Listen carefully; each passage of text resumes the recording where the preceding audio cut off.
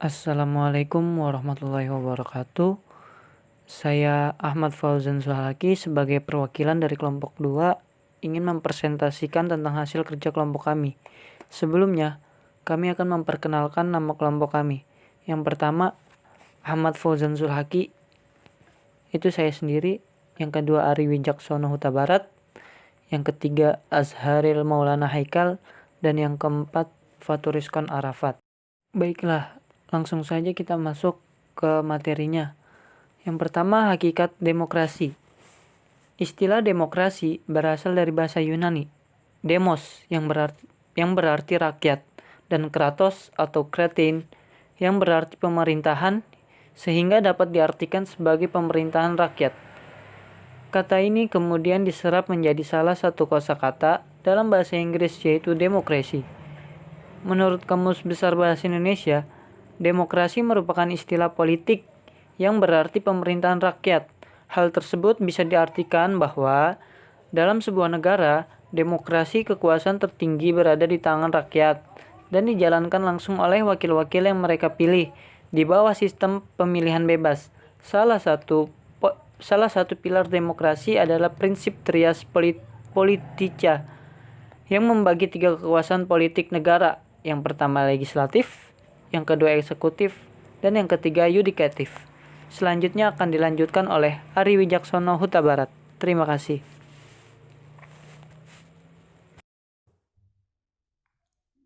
Assalamualaikum warahmatullahi wabarakatuh. Nama saya Ari Wijaksono. Saya akan melanjutkan materi yang tadi disampaikan oleh Ahmad Fauzan Zulhaki. Ada prinsip-prinsip demokrasi. Yang pertama, menyelesaikan perselisihan dengan cara damai dan melembaga. Yang kedua, terselenggaranya perubahan secara damai dalam suatu masyarakat yang sedang berubah. Yang ketiga, menyelenggarakan pergantian pimpinan secara teratur. Yang keempat, membatasi pemakaian kekerasan sampai minimum. Yang kelima, mengakui serta menganggap wajar adanya keanekaragaman. Dan yang terakhir ada menjamin tegaknya keadilan. Kemudian ada dinamika penerapaan demokrasi Pancasila. Ahmad Sanusi dalam tulisannya yang berjudul Memberdayakan Masyarakat dalam melaksanakan 10 pilar demokrasi mengutarakan 10 pilar demokrasi konstitusional Indonesia menurut Pancasila dan Undang-Undang Dasar Negara Republik Indonesia tahun 1945, yaitu yang pertama ada demokrasi yang berketuhanan yang Maha Esa. Yang kedua, demokrasi dengan kecerdasan. Yang ketiga, demokrasi yang berkedaulatan rakyat. Yang keempat, demokrasi dengan rule of law atau aturan hukum. Yang kelima, ada demokrasi dengan pemisahan kekuasaan negara. Yang keenam, ada demokrasi dengan hak asasi manusia. Yang ketujuh, ada demokrasi dengan pengadilan yang merdeka. Yang kedelapan, ada demokrasi dengan otonomi daerah. Yang kesembilan, ada demokrasi dengan kemakmuran. Yang kesepuluh, ada demokrasi yang berkeadilan sosial. Itu saja dari saya, dilanjutkan oleh teman saya Azharil Maulana Haikal. Wassalamualaikum warahmatullahi wabarakatuh.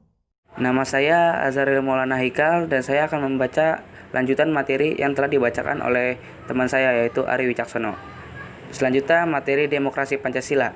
Demokrasi Pancasila mengandung beberapa nilai moral yang bersumber dari Pancasila, yaitu A.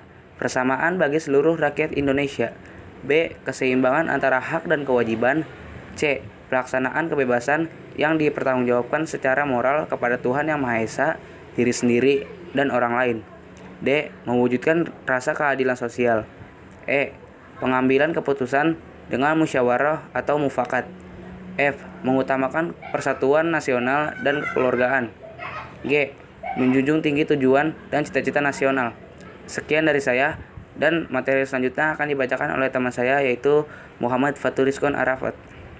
Saya Muhammad Faturiskon Arafat. Saya ingin melanjutkan penjelasan teman saya, yaitu dari Azharil Maulana Haikal dari demokrasi Pancasila. Nah, sekarang kita lanjut ke membangun penerapan yang demokratis di Indonesia, yaitu pentingnya kehidupan yang demokratis. Yang pertama, persamaan kedudukan di muka hukum.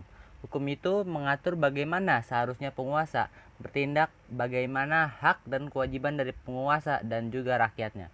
Semua rakyat memiliki kedudukan yang sama di depan hukum. Artinya, hukum harus dijalankan secara adil dan benar. Hukum tidak boleh pandang bulu. Siapa saja yang bersalah dihukum sesuai ketentuan yang berlaku. Yang kedua, ada partisipasi dalam membuat keputusan. Dalam negara yang menganut sistem politik demokrasi, kekuasaan tertinggi berada di tangan rakyat dan pemerintahan dijalankan berdasarkan kehendak rakyat. Aspirasi dan kemauan rakyat harus dipenuhi dan pemerintahan dijalankan berdasarkan konstitusi yang merupakan arah dan pedoman dalam melaksanakan hidup bernegara. Yang ketiga, ada distribusi pendapatan secara adil, di mana dalam negara demokrasi semua bidang dijalankan dengan berdasarkan prinsip keadilan, termasuk di dalam bidang ekonomi itu sendiri. Semua warga negara berhak memperoleh pendapatan yang layak. Pemerintah wajib memberikan bantuan pada fakir dan miskin yang berpendapatan rendah. Akhir-akhir ini pemerintah menjalankan program pemberian bantuan tunai langsung. Hal tersebut dilakukan dalam upaya membantu langsung para fakir miskin. Dan yang terakhir, ada kebebasan yang bertanggung jawab. Dalam sebuah negara yang demokratis, terdapat 4 kebebasan yang sangat penting, yaitu yang pertama, kebebasan beragama, yang kedua, kebebasan pers, yang ketiga, kebebasan mengeluarkan pendapat, dan yang keempat, kebebasan dalam berkumpul.